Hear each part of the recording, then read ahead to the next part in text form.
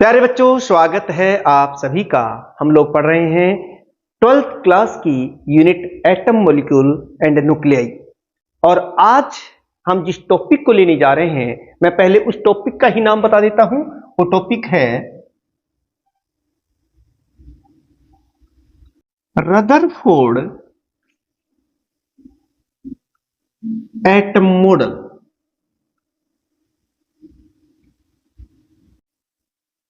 प्यारे बच्चों, पिछले लेक्चर में हमने आपको डिटेल में समझाया था Rutherford alpha particle scattering experiments, जिसके कुछ रिजल्ट्स भी सामने आए थे। उन रिजल्ट्स को ही अगर हम एक जगह रख दें तो वो हो जाएंगे हमारे रदरफोर्ड एटम मॉडल। मतलब उन रिजल्ट्स के आधार पर रदरफोर्ड ने एक एटॉमिक मॉडल दिया था। मतलब उन्होंने ये समझाया था कि हमारा एटम कैसा होता है। तो आज हम उन्हें ही लिखेंगे। और मैं ये नहीं कह रहा कि ये परफेक्ट मॉडल था, लेकिन थॉमसन एटम मॉडल से कहीं ज्यादा जानकारी ये मॉडल दे रहा था। इसकी भी अपनी कुछ लिमिटेशंस हैं, कुछ ड्रॉबैक्स हैं, हम उन्हें भी आपको बताएंगे। आपसे जो क्वेश्चन पूछा जा सकता है यहां पर, पहले वो नोट कर लीजिए। आपसे पूछेंगे discuss the Rutherford atom model, write down it's limitations. या फिर इस क्वेश्चन को इस तरह से भी पूछ सकते हैं कि what are the postulates of Rutherford atomic model, write down its drawbacks. तो आज हम वही लिखेंगे। मैं उन चीजों को पहले यहां आपको समझाऊंगा। सहारा लेंगे हम Rutherford alpha particle scattering experiment के रिजल्ट्स का, और बस उन्हीं को यहां हम लिखेंगे और यहां पर हमारा वो मॉडल तैयार हो जाएगा। तो चलिए मैं पहले बताता हूं आपको कि आप कैसे इसको लिखेंगे। आप लिखेंगे, शुरुआत ऐसे करेंगे, according to Rutherford atomic model. अब पहला पॉइंट इन्होंने क्या बताया मैं वो लिखूंगा, लेकिन उससे पहले जरा हम चलते हैं कि वो एक्सपेरिमेंट का रिजल्ट क्या था। रदरफोर्ड ने देखिए क्या बातें बताई। रदरफोर्ड ने जब कंक्लूड किया था रिजल्ट को, तो उसमें एक बात सामने आ रही थी, और वो पॉइंट क्या था। उन पॉइंट्स को ही अब हम यहां एक बार लेके चलते हैं। उन्होंने कहा था कि एक ऐसे स्टेज आती है कि कुछ अल्फा पार्टिकल्स लार्ज एंगल पर स्कैटर हो जाते हैं। जैसे जाना तो इसको इधर था, लेकिन मोर देन 90 डिग्री वो स्कैटर हो रहे हैं, ये अल्फा पार्टिकल गोल्ड फॉइल से। मैं पहले उसके बारे में बता रहा हूं। या फिर वो बिल्कुल ऐसे गए और 180 डिग्री पर वापस आ जाते हैं। हम ये भी जानते हैं कि अल्फा पार्टिकल पर 2 यूनिट पॉजिटिव चार्ज होता है। मतलब कुछ थोड़े बहुत पॉजिटिव चार्ज से तो इन पर कोई फर्क पड़ने वाला नहीं, लेकिन कोई बहुत ही ज्यादा पॉजिटिव चार्ज हो तो वो इसको रिपेल कर सकता है। लेकिन ऐसा सभी अल्फा पार्टिकल्स के साथ नहीं हो रहा। बहुत से अल्फा पार्टिकल्स आ रहे हैं, लेकिन उनमें से कोई एक, मैं ये कह सकता हूं कि हजारों में कोई एक अल्फा पार्टिकल जो है लार्ज एंगल पर स्कैटर हो रहा है, या फिर 180 डिग्री पर स्कैटर हो रहा है। इसका फिर एक ही मतलब निकलता है कि एटम के अंदर कहीं ना कहीं ऐसी जगह है जो बहुत ही थोड़ी जगह है, स्मॉल रीजन है, जहां पर उस एटम का most of the mass and whole of the positive charge concentrated होता है, और उस पार्ट को न्यूक्लियस कहते हैं। और इस तरह से इसी से न्यूक्लियस की खोज हुई थी। बस इसी पॉइंट को लिख दीजिए, ये रदरफोर्ड का फर्स्ट पोस्टुलेट्स हो जाएगा। आप क्या लिखेंगे, देखिए मैं आपको यहां समझाऊंगा, फिर मैं आपको यहां बताऊंगा कि आपको पेपर में कैसे लिखना है, ताकि आप मैक्सिमम स्कोरिंग कर सके एक बार इस वीडियो को देखते ही। तो चलिए हम लिख देते हैं पहला ही point, there is small region at center of atom where most of the mass and whole of positive charge is concentrated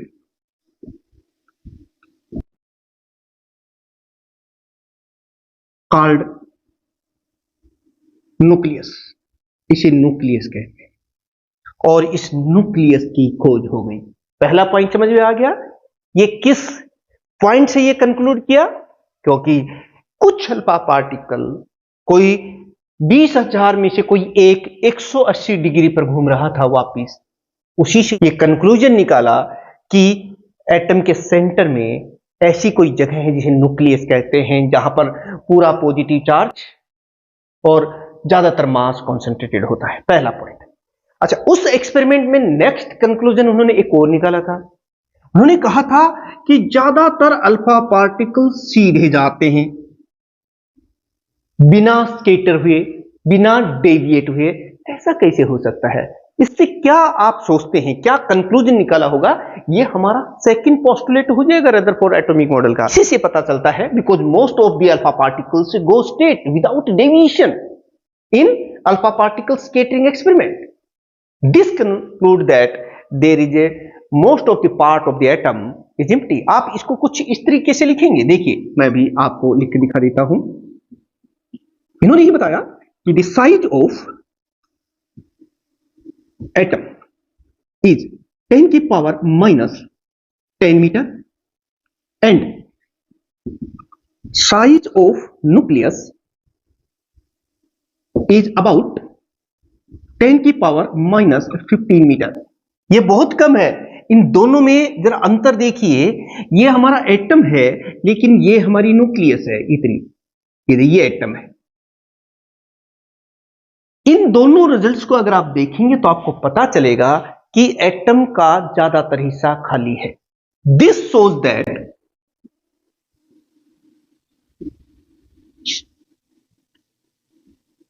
most of the portion of atom is empty. ये बात भी समझ में आ गई। अब प्यारे बच्चों, चलिए पॉजिटिव चार्ज तो न्यूक्लियस के अंदर सारा रहता है, न्यूक्लियस की खोज भी हो गई। तो अब जो नेगेटिव चार्ज है वो कहां है? थॉमसन ने तो ये कहा था कि पॉजिटिव चार्ज तो पूरे, जैसे वाटरमेलन तरबूज बताया था ना, उसमें पूरे में जो रेड पार्ट होता है उस तरह से होता है, और नेगेटिव चार्ज उसमें सीड्स की तरह बीच बीच में एम्बेडेड होता है। लेकिन यहां नेगेटिव चार्ज क्या है? उन्होंने कहा कि जो नेगेटिव चार्ज है यानी कि जो इलेक्ट्रॉन है वो न्यूक्लियस के चारों तरफ चक्कर काटते हैं सर्कुलर पाथ में। और आप जानते हैं कोई चीज सर्कुलर पाथ में तभी घूमती है जब उस पर कोई सेंट्रीपिटल फोर्स एक्ट करता हो। जिस तरह से पृथ्वी जो है सूर्य के चारों तरफ चक्कर काटती है, इसका मतलब है कि यहां सेंट्रीपिटल फोर्स कौन दे रहा है? सूर्य और पृथ्वी के बीच में जो ग्रेविटेशनल फोर्स है वो। फिर यहां पर कौन दे रहा है? हम जानते हैं इलेक्ट्रॉन्स पर नेगेटिव चार्ज होता है और न्यूक्लियस पर पॉजिटिव चार्ज होता है। पॉजिटिव और नेगेटिव के बीच में जो अट्रैक्शन है, इलेक्ट्रोस्टैटिक फोर्स ऑफ अट्रैक्शन, वही प्रोवाइड कर रहा है सेंट्रीपिटल फोर्स। ये रदरफोर्ड ने बताया। उन्होंने कहा कि electron revolves around the nucleus in circular orbits. Necessary centripetal force is provided by the electrostatic force of attraction between the electrons and the nucleus। और वो इनका थर्ड पोस्टुलेट हो गया, यानी कि रदरफोर्ड का जो थर्ड पॉइंट है वो आप क्या लिखेंगे वो देखिए। Electrons revolve round the nucleus in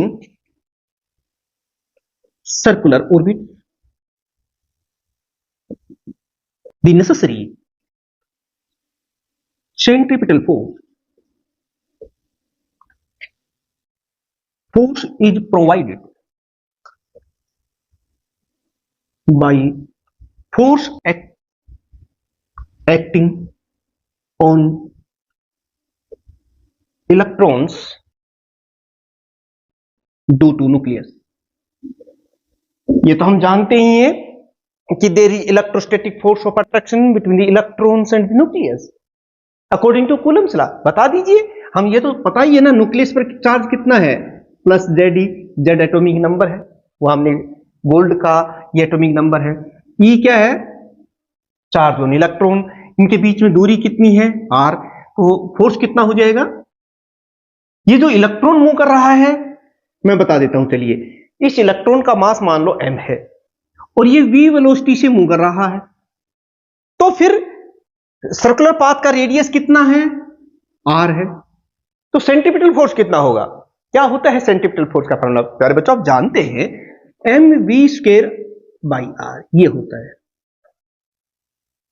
ये किसके बराबर होगा, जो न्यूक्लियस और इलेक्ट्रॉन्स के बीच में इलेक्ट्रोस्टैटिक फोर्स ऑफ अट्रैक्शन है, ये उसके बराबर होगा। और वो कितना होता है, वो फार्मूला आप जानते ही हैं, 1/4 पाई एप्सिलॉन नॉट Q1 तो ये है ZE और Q2 ये है into E divide by R square. ये मैग्नीट्यूड की बात कर रहा हूं मैं, हालांकि यहां पर माइनस चार्ज होता है, लेकिन हमने ये लिख दिया, और ये हो गया mv² upon R, it is equal to 1/4 pi epsilon naught ZE square by R square.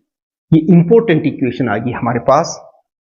This is the centripetal force which is used to change the direction of the electrons in the circular orbits, and it is provided by, or it is equal to the electrostatic force of attraction between the nucleus and the electrons।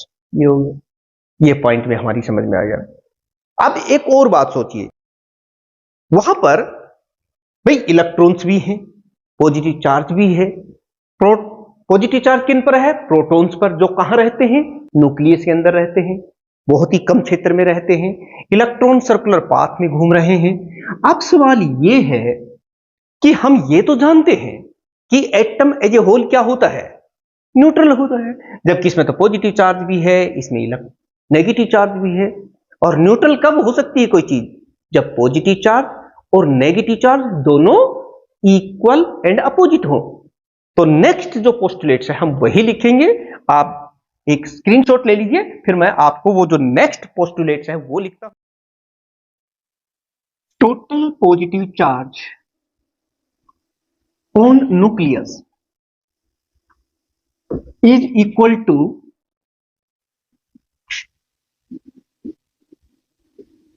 total negative charge on electrons. So the atom is electrically neutral। बच्चों इस तरह से आप लिख देंगे। ये 4 points हो गए, ये तो हो गए हमारे रदरफोर्ड एटॉमिक मॉडल के पोस्टुलेट्स, पॉइंट्स हो गए। अगर क्वेश्चन यही था ना, write down the postulates of the Rutherford atomic model, तो ये 4 पॉइंट लिखे आना। ये बातें तो मैंने समझाने के लिए आपको समझाया था, क्योंकि जो Rutherford alpha particle scattering experiments के जो रिजल्ट थे, उन्हीं के आधार पर तो ये एटॉमिक मॉडल बनाया है। लेकिन बहुत सी चीजों को इन्होंने बता भी दिया। 1911 में इस एक्सपेरिमेंट को करने के बाद ये जब मॉडल दिया, तो यहां न्यूक्लियस की खोज हुई, न्यूक्लियस के बारे में बताया। इसीलिए इस एटम मॉडल को न्यूक्लियर एटॉमिक मॉडल भी कहा जाता है। अब ऐसा नहीं है कि इसने एटम के बारे में सब कुछ बता दिया, इसमें कोई कमी ही नहीं है, इसमें भी बहुत कमियां हैं। तो उनमें से कुछ कमी जो आपके एग्जाम में आपको लिख के आनी है, उसको अब हम ले लेते हैं।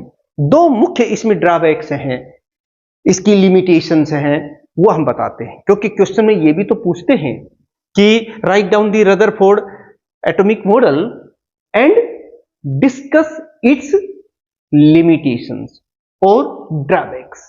तो आप क्या लिखेंगे, अब मैं उन्हीं की बात कर लेता हूं। लिमिटेशंस,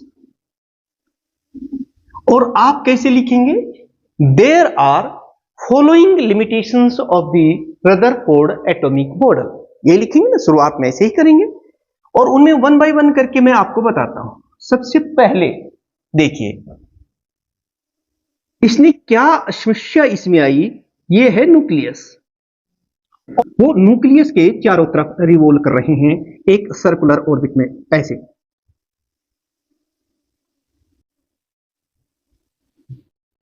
ये इलेक्ट्रॉन है, ये न्यूक्लियस के चारों तरफ घूम रहे हैं, ये न्यूक्लियस। और ये क्या है, ये इलेक्ट्रॉन। और ये है हमारी न्यूक्लियस।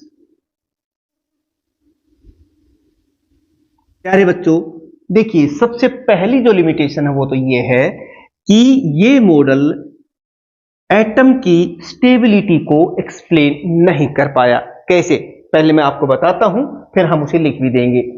देखिए, इलेक्ट्रॉन और न्यूक्लियस के बीच में जो सेंट्रीपिटल फोर्स होता है, जो इलेक्ट्रोस्टैटिक फोर्स ऑफ अट्रैक्शन है इलेक्ट्रॉन और न्यूक्लियस के बीच में, और वही सेंट्रीपिटल फोर्स का काम कर रहा है।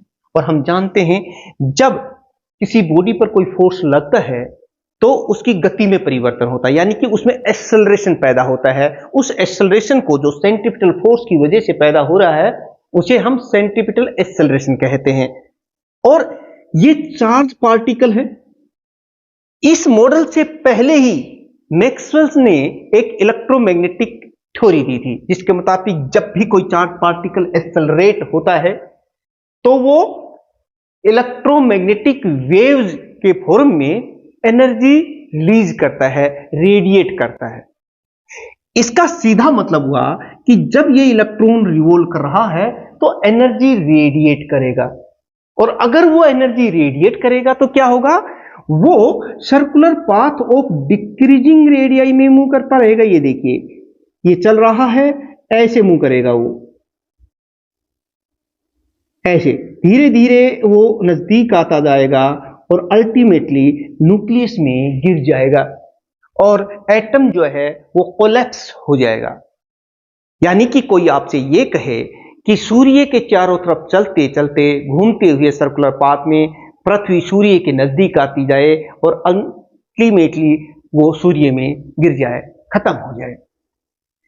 लेकिन ऐसा हो नहीं रहा है कि जो एटम होता है वो तो स्टेबल होता है, लेकिन इस रदरफोर्ड एटॉमिक मॉडल के मुताबिक तो वो स्टेबल रह नहीं सकता, क्योंकि the electrons which is a charged particle, when it accelerates it radiates energy and moves in the circular path of the progressively decreasing radii, and ultimately it falls into the nucleus and atom collapse, but it never happen in fact। ऐसा होता नहीं है। इसका मतलब है कि Rutherford atomic model जो है एटम की स्टेबिलिटी को एक्सप्लेन नहीं कर पाया, लेकिन अब आप इसे एग्जाम में लिखेंगे कैसे। दिस एटम मॉडल, मैं रदरफोर्ड एटॉमिक मॉडल की ही बात कर रहा हूं, इज नॉट स्टेबल। यूं कह सकते हैं, या आप कह सकते हैं कि it could not explain the stability of the atom. When electron revolve in circular path,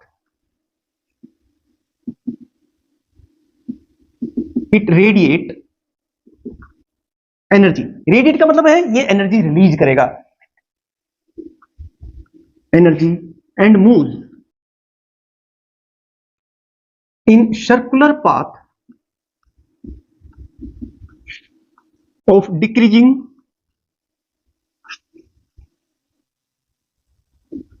radii and falls in nucleus।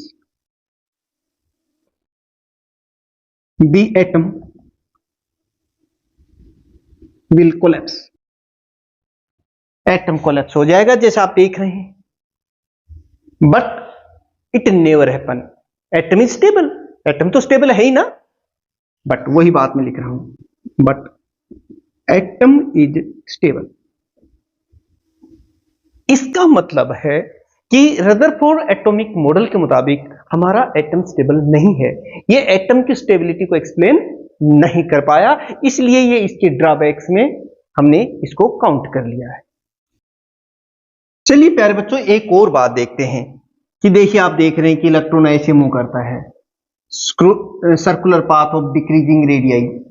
तो ये जब जैसे जैसे नीचे आ रहा है तो एनर्जी रेडिएट कर रहा है, और ये जो रेडिएशन है ये छोड़ रहा है, उसके कोरस्पॉन्डिंग हमें स्पेक्ट्रम मिलता है।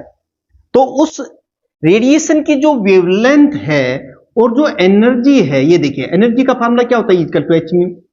तो एनर्जी धीरे धीरे घटती जा रही है ना, या फिर फ्रीक्वेंसी घटती जा रही है। और अगर हम वेवलेंथ की बात करें तो ये देखिए वेवलेंथ बढ़ती जानी चाहिए, यानी कि जैसे जैसे इलेक्ट्रॉन्स नजदीक आ रहा है न्यूक्लियस के या स्मॉल सर्कुलर पाथ में मूव कर रहा है, जिसका रेडियस कम होता जा रहा है, तो it radiate energy of decreasing energy और डिक्रीजिंग फ्रीक्वेंसी और इंक्रीजिंग वेवलेंथ।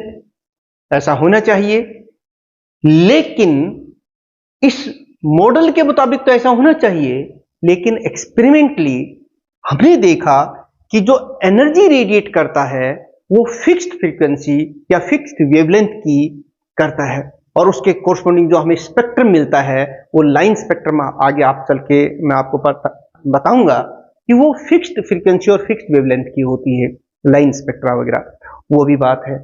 तो उस चीज को जब रदरफोर्ड से पूछा गया तो वो उसको एक्सप्लेन नहीं कर पाया। वही बात अब हम एग्जाम में कैसे लिखेंगे इसकी सेकंड लिमिटेशन को, वो देख लीजिए। ए revolving electron should emit the electromagnetic waves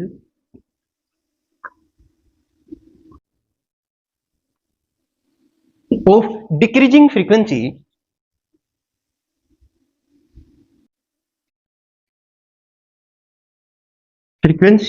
or increasing wavelength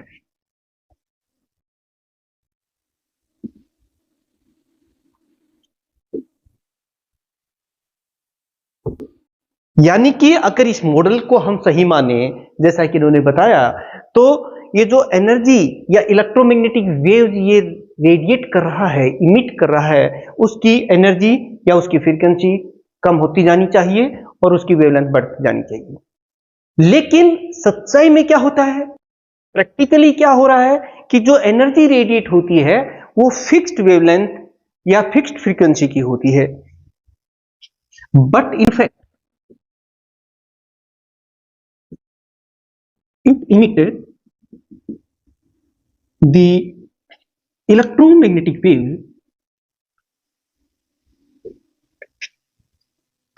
wave of fixed frequency और wavelength। तो प्यारे बच्चों, आपको इस क्वेश्चन का आंसर मिल गया होगा कि discuss the Rutherford atomic model, write down it's limitation. पहले हमने आपको मॉडल के ये 4 पॉइंट थे वो बता दिए, समझा दिए, लिख दिए। एग्जाम में बिल्कुल इसी फॉर्मेट में लिखना है आपको अगर फुल स्कोरिंग करनी है तो, और बेसिक कॉन्सेप्ट भी आपको क्लियर हो गए होंगे। तो प्यारे बच्चों, आज इतना ही। आप इसी तरीके से मन लगा करके अपनी तैयारी करते रहिएगा। अगर नए हैं तो इन दोनों चैनल्स को, जिनका लिंक डिस्क्रिप्शन में है, उन्हें आप सब्सक्राइब कर लीजिए, और अगर पहले से ही आप पढ़ रहे हैं तो लाइक शेयर कर दीजिए। अपनी जगह का नाम भी कमेंट्स जरूर करें, हमें जरूर बताएं, आपके जो भी सजेशंस हैं वो भी जरूर बताएं। और मिलते हैं एक और इंपॉर्टेंट आर्टिकल के साथ, जिसमें हम बात करेंगे बोहर एटॉमिक मॉडल के बारे में। तब तक आप सभी स्टूडेंट्स का बहुत बहुत धन्यवाद। Thank you very much.